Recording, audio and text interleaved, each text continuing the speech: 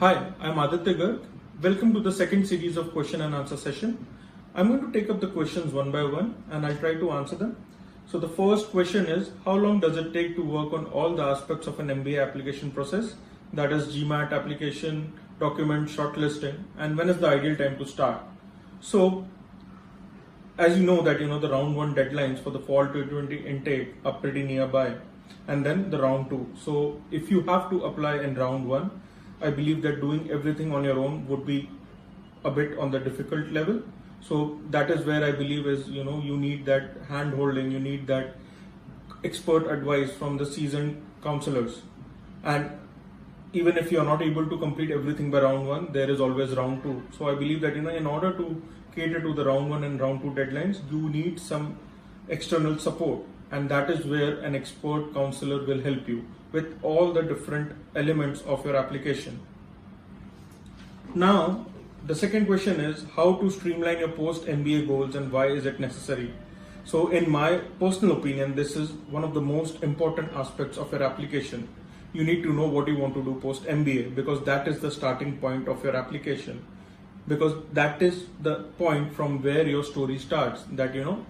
Because an application process is more of a selling point. You need to sell your story to the college. So how will that story set in tone? You need to know what you're going to do and after an MBA, and then eventually you need to build up each and every building block towards the aim of achieving your end goal. Now, how do you do that? You do that by, say for example, you might be interested in certain sectors, certain jobs. You speak to people who are already there in that particular sector. You might want to connect with students who are already there in the college. Say for example, you are targeting college X, and then you want to know that, what exactly will a candidate get out of that program. So why don't you go ahead and connect with somebody who is already there in that program, understand what was their thinking when they were planning to apply, and then what do they want to do post MBA, and that is how your perspective will build upon. So I believe that you will need a couple of brainstorming sessions, be it with existing students, alumni, or people in the sector or industry of your interest. Third question is, when should a candidate think about an MBA or a management program? So if you plan to, so I can break it down into 2-3 parts. So say for example, if you plan to target a global MBA program. So as you are aware that, the average work experience in a global MBA program is from somewhere 3 to 5 years.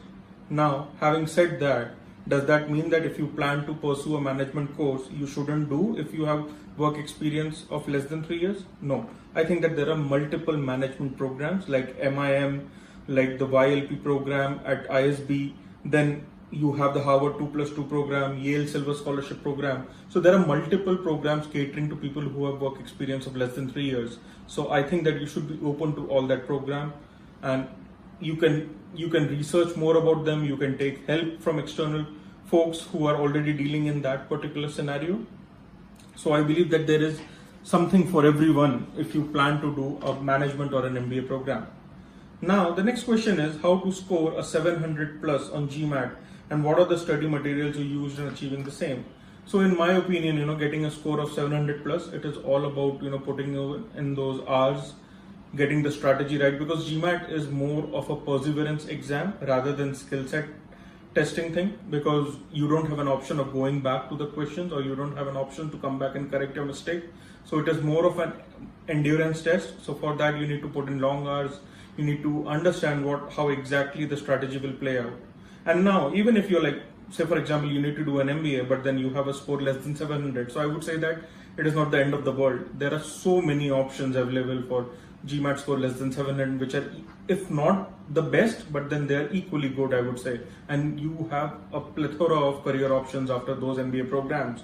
So I would suggest that, you should research more about your options, and even with a score of more than 650, 660, you should think about it. There are options which can help you get your final aim. Now, the next question is, what can a candidate not expect from an international MBA? So the first and foremost thing, which I would say, it is not a career placement service. No offense to the Indian programs, but then we do have a mindset that, if you join an Indian MBA program, you're going to come out with a great job, a high pay, paying salary or something like that. But then an international MBA is more than that. It is more about the experience, then getting a job eventually. Yes, that is the objective, that people want to get a job out of an MBA. But then is it all about that? I would say no. It is more about building your connections, getting accustomed to multiple cultures, meeting people from different countries, going around, exploring that particular country, city, continent. So it's a package altogether, wherein you are given that chance to develop yourself holistically, be it on the softer side, on your technical skills, on your business skills, on your interpersonal skills, on your communication skills. So I believe that it is more than getting a final paycheck. Now the next question is, should candidates limit themselves to an Indian MBA fearing high tuition fee and living cost of an international MBA program? Again, I would beg to differ. As I said that a global MBA is more than what you are spending and what you are aiming as the salary, because I believe that it is more about the experience rather than your final. You cannot break down an MBA into like a tangible thing. There are multiple intangible factors which are associated with a global MBA, and you might see that the initial cost or your investment is on the higher side, but I believe that it is an investment for your long-term future. You might, if you start doing the mathematics, you will say that you are into a mode where you're going to repay your loans if you take a loan or something like that. But then if you see on the long run, it is going to benefit. It is something which is, you're going to cherish it all your life. And I would say that the tuition fee or the living expenses or your expenditure should not be a deterrence in you pursuing a global MBA. You should think more than that, and you should think that what can a global MBA add to your personal profile. Now the last question is, do brand names like Harvard, HEC Paris, INSEAD make a huge difference on candidates' profile? I would say that again, you need to break down you need to see that where exactly do you want to go after your MBA. Say for example, you want to end up into a particular role, and now consulting role, say for example, and now you're targeting consulting in US. So surely the brand names in US for the US colleges are going to play a role. Similarly, if you do an MBA from a European college and you apply for a job in Europe, the brand names are going to play a role there. But then are they going to have an impact long term on your career? I don't think so. It might help you in getting your first job or might help you in clearing certain rounds of an interview, but then over a period of long time, it depends on what you have gained out of that program.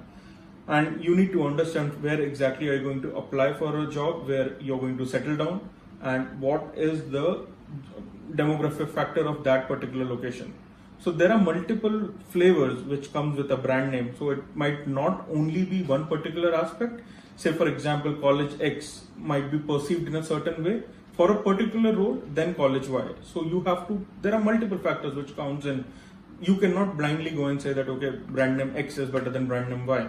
Obviously there are you have some 5 to 7 amazing aspirational colleges which obviously have a better brand recognition than the rest of them, but then you have to take a call, where do you want to end up eventually. So yeah, that's it for today's video. And if there are other questions, please feel to drop it to the Admitem team. We'll be more than happy to cater to your questions. And I did cover certain other questions. You can refer to the part 1 of this video. And yeah, thank you.